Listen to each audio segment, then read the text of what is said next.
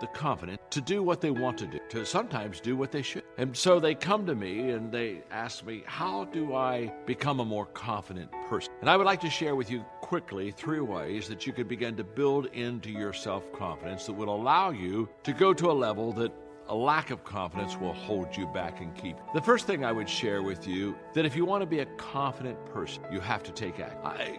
Confidence is a result of something. And so many times people cheat themselves because they lack that confidence, so they don't do what they should do, only to leave saying, I wish I would have done that.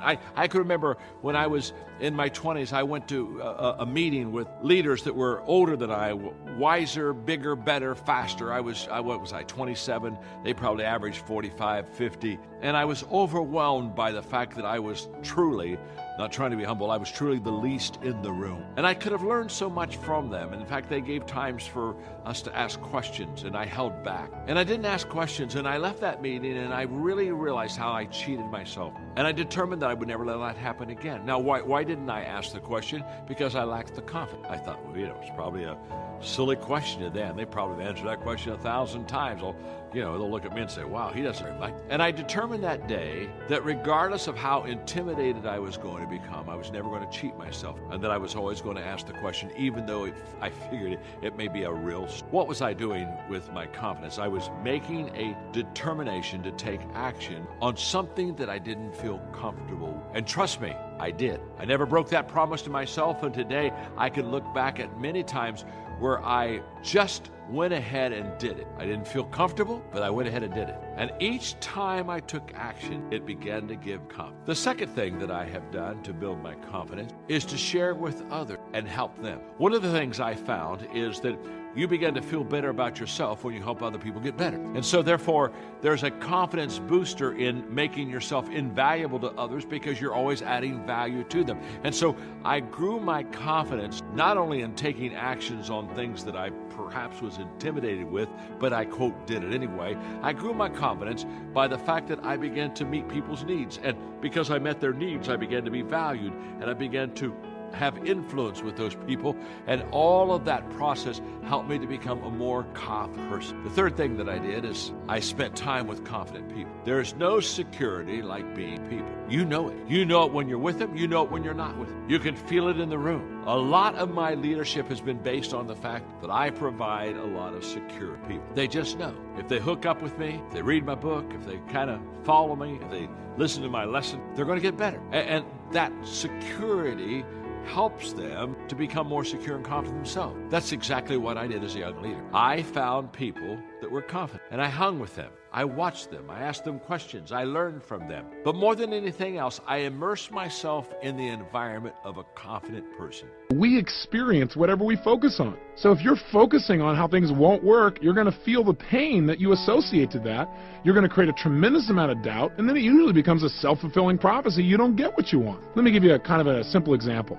I'd like you to try something. Please listen and please do this. What I want you to do is think of something you really want to have happen in your future. Something you like to have or do or be. And what I'd like you to do is hope that you'll get this to happen in your life. Okay, try it. Think of something you really want in your life, something you really want to have happen, and hope it'll happen. Notice how it feels when you hope it'll happen. You may even notice what you say to yourself when you hope something will happen. Now what I want you to do is get out of that state. Completely get out of that state for a second. And now let's have you think about the same thing you want to have happen in your life, but this time I want you to expect that it will happen. Absolutely, totally expect it. Know it, okay?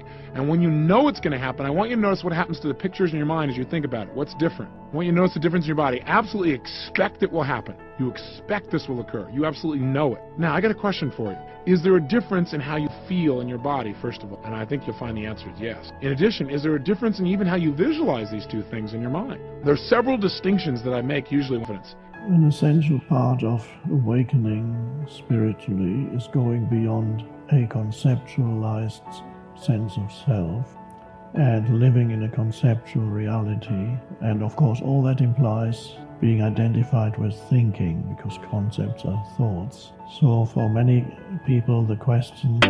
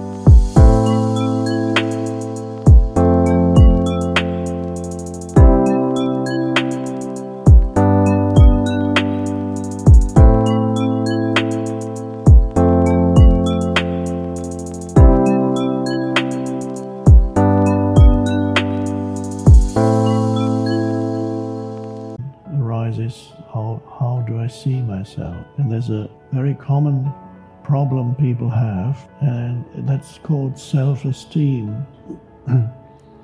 What value do I have? What value does my life have compared to others? Some years ago, the Dalai Lama was asked by somebody about self-esteem, and he didn't understand the word self-esteem, and the interpreter, spent several minutes trying to explain to him the meaning of self-esteem, and he just couldn't get it. Now, of course, you might say, well, if I were the Dalai Lama, I wouldn't have a problem with self-esteem either. But that's not it. Self-esteem, in the way in which it's conventionally used, is comparative, and it's always connected to ego. How do I rate myself relative to others, either in achievement, worldly achievement, abilities, knowledge, physical appearance, physical strength, good looks, bad looks, fat, thin, and usually it's related to what you have, possessions, what you can do, abilities.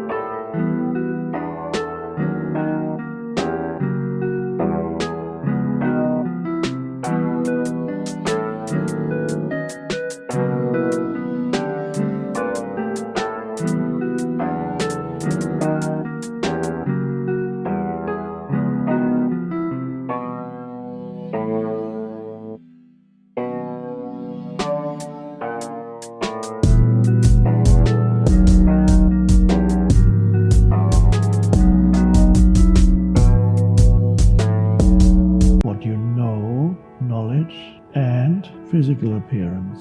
And that's an interesting thing when you look at your life from that point of view. There's always a sense of unease, because there are always others who are better at least some of these than you are, and then there are others who are worse. I would suggest that the only healthy self-esteem is a self-esteem that is derived from a deeper place than any of those things that usually make up a person's self-esteem.